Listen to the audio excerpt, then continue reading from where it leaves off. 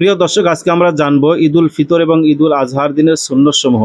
আমরা জানবো ঈদুল আজহা অর্থাৎ কোরবানির ঈদের দিনের সুন্নতগুলো কি কি। এই সুন্নতগুলো সম্পর্কে আমরা জেনে নেব। চলুন তাহলে সেই সুন্নত আমলগুলো সম্পর্কে আমরা জেনে নেই। প্রথম আমলটি হচ্ছে খুব সকালে ঘুম থেকে জাগ্রত হওয়া, অর্থাৎ খুব সকালে ঘুম থেকে জেগে ওঠা। 2, অজু ও গোসলের পূর্বে মেসওয়াক করা। 3, ফজরের নামাজ নিজ মসজিদে জামাতের সাথে আদায় করা। 4, উত্তম রূপে গোসল করা। 5, যথাসম্ভব উত্তম পোশাক পরিধান করা। উত্তম পোশাক বলতে সুন্নতি পোশাক, পাঞ্জাবি, টুপি, পাগড়ি এগুলো পরিধান করা।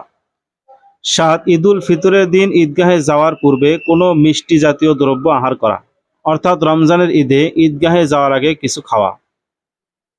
8, ঈদুল আজহার দিন ঈদগাহে যাওয়ার পূর্বে কোনো কিছু না খাওয়া। 9, ঈদুল ফিতরের দিন ঈদগাহে যাওয়ার সময় আস্তে আস্তে নিম্নোক্ত তাকবীর বলা: আল্লাহু আকবার, আল্লাহু আকবার, লা ইলাহা ইল্লাল্লাহু, আল্লাহু আকবার ওয়ালিল্লাহিল হামদ। আর ঈদুল আজহার দিন অর্থাৎ কোরবানির ঈদের দিনে ঈদগাহে যাওয়ার সময় জোরে জোরে তাকবীর বলা: আল্লাহু আকবার, লা ইলাহা ইল্লাল্লাহু, আল্লাহু আকবার ওয়ালিল্লাহিল হামদ। 11, ঈদুল ফিতরের দিন ঈদগাহে যাওয়ার পূর্বে সাদাকায়ে ফিতর আদায় করা। 12, শরীয়তের মধ্য থেকে যথাসম্ভব আনন্দ প্রকাশ করা। অনেকেই রাস্তাঘাটে ডেক সেট বাজিয়ে, গান বাজনা বাজিয়ে আনন্দ প্রকাশ করে। এটা গুনাহের কাজ, এটা মুসলমানদের জন্য শোভা পায় না। প্রিয় দর্শক, অতএব শরীয়তের গণ্ডির ভিতরে থেকে, শরীয়তের মধ্য থেকে যেভাবে আনন্দ প্রকাশ করা ইসলাম আমাদেরকে নির্দেশ দিয়েছে সেভাবে আনন্দ প্রকাশ করা। 13, পায়ে হেঁটে ঈদগাহে যাওয়া। 14, ঈদগাহে এক রাস্তা দিয়ে যাওয়া এবং অন্য রাস্তা দিয়ে ফিরে আসা। 15, ঈদের নামাজ ঈদগাহে আদায় করা, বিনা ওজরে মসজিদে না পড়া। অনেক সময় ঝড় তুফান হলে মসজিদে পড়া যাবে, তাতে সমস্যা নাই। আদায় করা, বিনা ওজরে মসজিদে না পড়া। মসজিদে ঈদের নামাজ পড়া যাবে না, কারণ ঈদের নামাজের জন্য আলাদা ঈদগাহ মাঠ রয়েছে, সেখানে নামাজ পড়তে হবে।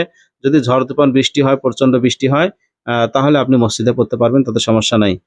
16, ঈদের নামাজের পরে যদি ওয়াজিব হয় কোরবানি করা। প্রিয় দর্শক, যাদের সামর্থ্য আছে তাদেরকে আল্লাহ রাব্বুল আলামিন কোরবানি করতে বলেছেন, তাদের উপর কোরবানি ওয়াজিব।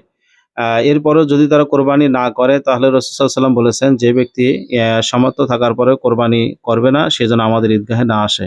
অতএব এই সুন্নতগুলো আমরা আদায় করব। আল্লাহ রাব্বুল আলামিন আমাদেরকে তৌফিক দান করুন, আমিন।